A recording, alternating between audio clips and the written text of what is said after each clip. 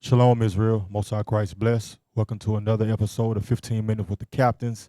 I'm Captain Naam, and today's topic we're going to be touching on today is Lamentations 4 and 7. All right, and for those that know you Israel and in the Israelite community, this topic has been brought up several times via your friendly neighborhood white man Esau. All right. But we're going to start to break this down so you get a clear understanding of what it's talking about. All right. Let's get that in Revelations 12 and 9 right quick. All right. Because Esau's agenda is to deceive, is to play on the minds of the brothers and sisters, the people of the world, to not see truth. All right. Let's read that. The book of Revelation, chapter 12 and verse 9. Uh-huh. And the great dragon was cast out, that old serpent, called the devil. That old serpent, it's a old serpent because it's talking back all the way back from Genesis, all right? That's the devil that the Bible speaks of, that is on earth in the body of the Esau. Go ahead. And Satan, which deceiveth the whole world. And Satan that deceiveth the whole world. The devil and Satan is the same, all right? They deceive the whole world. Deceive. Their job is to deceive you from the truth. All right. Drop that. Give me Hosea 12 and 10. All right. Because you got to understand how the Bible speaks. All right. And how it elaborates or explains itself. All right. Read that. This is the book of Hosea 12 and verse 10. Uh-huh. I have also spoken by the prophets, and have multiplied visions and used similitudes. And have used similitudes. So things like a serpent is a similitude to who? Satan. All right. It's certain words that's used to describe something. All right. In comparison to. All right. A similitude. All right. It's saying this, but it's not actually that. It's a similitude of something else. All right. If that makes sense, Israel. So drop that. Give me Lamentations chapter 1. I'm sorry. Yeah, 1 and 8. 1 and 8. Give me that so we can clearly see and understand what's going on. This is the book of Lamentations, chapter 1 and verse 8. Mm-hmm. Jerusalem hath grievously sinned. Therefore, Jerusalem is Israel, all right? Because it's a people before it's a place, all right? Go ahead. Therefore she is removed. All that honor her despise her, because they have seen her nakedness. Mm-hmm. Yea, she sigheth and turneth backward. Right, we turn it backwards. We went back into what? Sin, idolatry. That's why we were removed from where? Jerusalem. To do what? To go where? To Babylon, all right? So let's go to Lamentations 2 and 1. Read that. I'm giving you the whole understanding of what's going on in Lamentations, period, all right? Because Jeremiah wrote this, right? In lamenting of everything that was going on to the nation of Israel. Read. The book of Lamentations, chapter 2 and verse 1. How hath the Lord covered the daughter of Zion? The daughter of Zion, go ahead. With a cloud in his anger, mm-hmm. and cast down from heaven. And cast down from heaven. What we cast down from heaven, meaning what? Rulership. All right. To what? The Babylonian captivity. Slavery. Go ahead. Unto the earth, mm-hmm. the beauty of Israel, and remember not his footstool, mm-hmm. in the day of his anger. Mm-hmm. So he didn't remember Jerusalem. All right. So now Lamentations 4 and 6. The book of Lamentations, chapter 4 and verse 6. Uh-huh. For the punishment of the iniquity of the daughter of my people. You see that? We just read that in Lamentations 1 and 8. All right. The daughter of his people, Israel. All right. As well as, I'm trying to remember, Lamentations 2 and 1. All right. We are the daughter, Israel. All right. Go ahead. is greater than the punishment of the sin of Sodom So our punishment is greater than that. Go ahead. that was overthrown as in a moment, and no hands stayed on her. Right. So I'm just showing you in context of what we're reading is talking about who? The children of Israel. All right. It's not talking about Esau. To further prove who the daughter is, the daughter he's talking to. We proved it in the whole book already, Lamentations chapter 2 and 1. All right. But that same daughter is talking about who? Israel. Go ahead. The book of Jeremiah, chapter 6 and verse 2. Uh-huh. I have likened the daughter of Zion to a comely and delicate woman. The daughter of Zion is us, the Israelites, the nation as a whole. All right. Go back. All right. Lamentations 4 and 7. Let's read that now. This is the book of Lamentations, chapter 4 and verse 7. Uh-huh. Her Nazarites were purer than snow. So her is going back to what we read in Lamentations 1. Lamentations 1. I'm just going to quote it again. Lamentations 1 and 8. It says, and despise her. Remember, it's talking about the nation of Israel. Jerusalem, that's what it's speaking of. All right. So her is Israel. All right. Go back, keep reading. Lamentations, verse 7. They were whiter than milk. They were more ruddy in body than rubies. Their polishing was of sapphire. Verse 8. No, that's it. So let me break it down now. So you got to understand what it's talking about. It said her Nazarites were pure than snow. They were whiter than milk. So it's talking about what? Give me Daniel's 12 and 10. All right. So the purity, all right, of the Nazarites. Remember, that's why I started off with Hosea 10 and 12. It's similitudes. It's comparing something, right? It's saying one thing, but it's giving you an example of being what? Pure, all right, clean, all right, without sin. Read.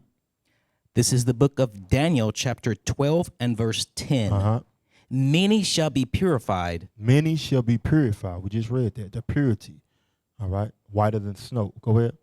And made white and tried, but the wicked shall do wickedly. It's saying try. What tries us? The commandments, all right?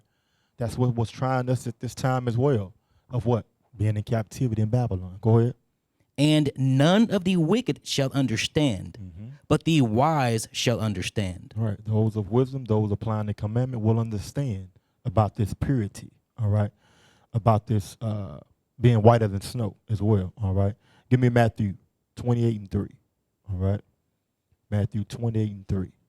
Because it's going into being the white, right? White is snow, pure, right? As well as it says the light, all right? White, the light, all right? Read that. The book of Matthew, chapter 28 and verse 3. Uh-huh. His countenance was like lightning, and his raiment white as snow. It say his countenance, the way he looked, all right? We had a glow upon him, all right? Why? Because he was keeping the commandments, all right? Well, whiter than snow, all right? So, go back, read 1 Samuel 17 and 42, all right? This is just another example of Ruddy, because Ruddy is mentioned 5 times in the Bible, all right? And it's all alluding to the same thing, all right? Go ahead. This is the book of 1 Samuel, chapter 17 and verse 42. And when the Philistine looked about and saw David, he disdained him. He disdained him. He despised him. Go ahead. For he was but a youth. He was but a youth, all right? Because that youth, David, remember, he wasn't out fighting like his brothers. He was keeping the sheep, right? Keeping the livestock. Go ahead. And ruddy, and of a So fair. he was a handsome young man that he's saying he don't supposed to be out here fighting. He don't look like a warrior, basically. That's what he's saying. Go ahead. And of a fair countenance. Of a fair countenance. Remember, continue to hear this word countenance. A fair countenance, meaning what? The way they look, all right? How you identify them, all right? Go ahead. Was that it? Yes, sir. All right, so go back. Lamentations 4 and 7. All right. 4 and 7. This is the book of Lamentations, chapter 4 and verse 7. Uh-huh. Her Nazarites were purer than snow. So purity, being clean, being without sin, all right? That illumination. Go ahead. They were whiter than milk. They were whiter than milk. It's the same similitude, all right? Go ahead. They were more ruddy in body than rubies. It say they were more ruddy in body than rubies. Remember, go ahead, keep going. Their polishing was of sapphire. So it's giving you more comparisons, a similitude. Rubies and sapphires, right? So it's, and yeah, rubies and sapphires. It's telling you that were polished, right? So again, it's going back to showing you what like in color too, all right? Read the definition right quick of ruddy. This is Zondervan Compact Bible Dictionary, page 510. Ruddy, a word used to refer to a red or fair complexion. So right there is where it's Esau trying to play mind control with you, all right? They're trying to trick you or twist your way of thinking right there, all right? Go ahead. In contrast, That's the key word right there, in contrast, in the opposite, comparison to, all right? They like to say it's them, but it's not talking about that, all right? Go ahead. to the dark skin. To the dark skin, all right? So it's in his definition. He's telling you what he's talking about or who he's talking about, all right? Go ahead. Of the Hebrews. Of who? Of the Hebrews. Of the Hebrews. In dark what? In dark skin. In dark skin. The countenance of who? The Hebrews. So that's who it's speaking about, that ruddy, all right? We just read about David being called ruddy, handsome, a fair young man. The Hebrews. He's a Hebrew. Solomon, a Hebrew, all right? An Israelite, all right? Judah, all right? From the tribe of Judah, all right? So keep reading. Lamentations 4. Yes, sir. The book of Lamentations, chapter 4 and verse 8. Mm-hmm. Their visage is blacker than a coal. So it said their visage. I'm going to read the definition. It says visage, usually of the face. So it's going back to what? Their countenance, all right? It's explaining what it's talking about in verse 8, all right? The ruddy, all right? His face, his appearance, all right? Go ahead, read again. Their visage is blacker than a coal. Right, so the definition, usually of the face, appearance, countenance, all right? It said a person face with reference to the formal proportion of the features, all right? So it's talking about the features, the face, all right? So how they look, all right? Their complexion. Finish that, read that. They are not known in the streets. Start back from the top. Verse 8. Mm-hmm. Their visage is blacker than a coal. So it's giving you a similitude of Israel being what? Blacker than what? Coal. Blacker than what? A coal. A coal is a black, and we got some here, but it's a black, it's black, basically, like charcoal, right? That you cook with, that we light incense with, right? So it's telling you that's what it's going into, all right?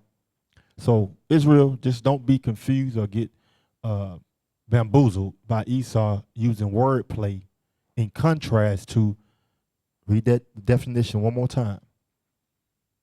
Because Esau plays on our mind, all right? And now we read one thing and they have wordplay and then we get distracted and now we thinking a totally different way. All right, read that definition one more time. Zondervan Compact Bible Dictionary, page 510. Mm-hmm. Ruddy, a word used to refer to a red or fair complexion, mm-hmm. in contrast to the dark skin of the Hebrews. In contrast and dark skin of the Hebrews, all right? So don't get twisted or get confused. It's talking about us, the Israelites, all right? I pray y'all got something from the class. I'm Captain Naom, and this has been another episode of 15 Minutes with the Captains. Lord, we'll see you soon. Shalom. Most High Christ bless. What is a nation? Nation is family. Nation is community. Nation is men leading by example. Nation is women's support. Nation is children with role models.